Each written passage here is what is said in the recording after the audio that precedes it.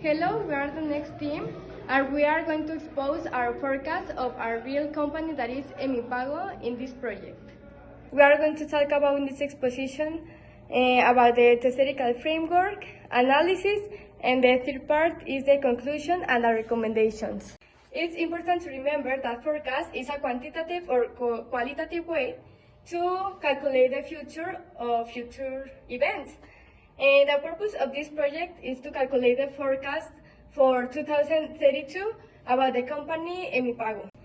To put in context, Emipago is a company of here in Aguascalientes that it specializes in manufacturing, machining, blacksmithing, metal structures, and other metallical stuff. Currently, it has more than 200 custom products, and they have customers very important like Nissan, Kitagawa, Aresti, among others. The first method is visionary forecasting. This is the first because we want to show that this forecasting is less confiable because anyone can do it and it is not based on historical data or nothing. We just use like intuition and knowledge and experience, but it's not too much real. We saw that in Emipago by the year of 2082, I can see that Emipago will be a large company, that it will have more than 50 employees, or the utilities will be in more than 20 millions of pesos, but it is just based on my intuition. The first variable is the human capital satisfaction, and the method adopted is the consensus of panel, which involves three professionals of the different areas to discuss the topic. What will the factors that will enable optimal employee satisfaction in 2032? The result of the method was that as by 2032, the work environment will the human capital satisfaction remain positive, as well the teamwork to achieve the objective signs along the employee fluid signs and will by the super by the company. The variable to predict is the impact of the social network, and the method was used is the Delphi method, and which involved 3 experts to discuss this topic and how relevant our social network in an industrial company. And the result of the method was that by 2032 will be all digital, and the social media will still be a part of every life. However, conventional publishing, which change and innovation multimedia content, should be part of the business by the year. The next variable is the size of service. Why simple moving methods? The forecast of 2018 to 2032 is increase your sales 30 times. The next variables is the sales of foundry by simple moving methods. The forecast of 2018 to 2032 is increases your sales 20 times. The next variable to forecast were top product sales, and we decided to use the weighting moving average for the method. And we take the values in the percentage, like most important in 60%, the intermediate in 30%, and finally the most distant with 10%. Okay, our forecast for 2023 it's in the sales with 500,000 of pesos.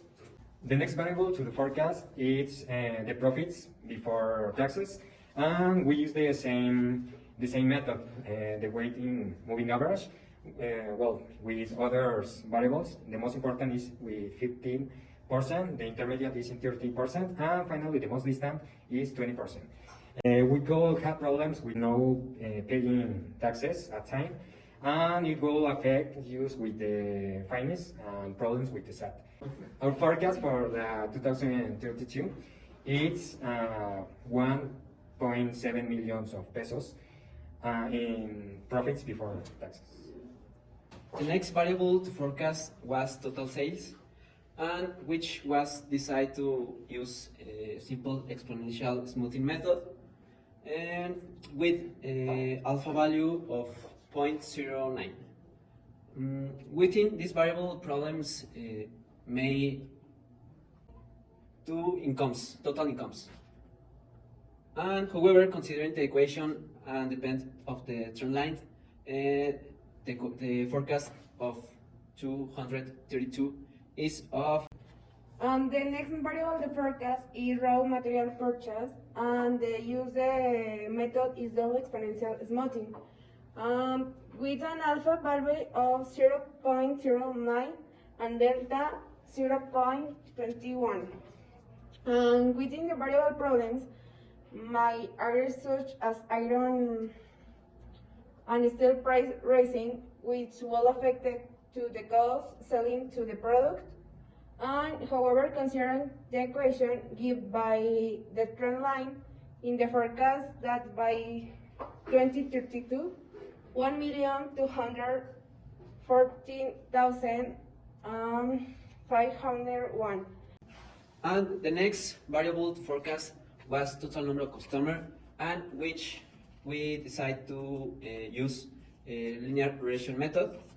And within these variable problems may arise, such as loss of customers due to delays in the deliveries, and that affect total sales. However, considering the equation and based on the trend line, the forecast for 2032 is. The next variable to forecast was payment rule, and it's how much payroll company pays in relation to the number of employees. And however, considering the equation given by the trend line, it's forecast that by 2032 expect to have more than 40 employees, so the corresponding amount will be 423,000 pesos. Now it's time to make the observations of the recommendations that we can make about this forecast. First of all, it's essential that the forecaster knows and masters all the quantitative and qualitative methods to identify which method is the best to apply. The second one is that we have to analyze the information and the data available to identify the variables.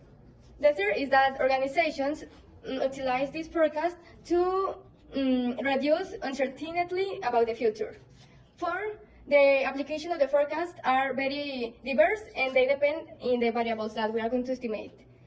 The fifth is that it's recommendable to use the quantitative variables, the quantitative methods, if we have too much data to make the forecast. The sixth is that when we don't have too much information or information that could be not exact, it's recommendable to use the qualitative methods. The seventh is that every forecast has an implicit margin of error. And the eighth, the task of a forecaster is that the forecaster finds the smallest margin of error. The ninth is that linear regression is used when we find two variables that could be relation between them. And the number 10 is that the benefit of a linear regression is that they give us an equation that is very useful because we can predict and calculate the future values about this trend line and the equation of the trend line. This is all for our part, and thank you for your attention. Bye. Thank you. Thank you.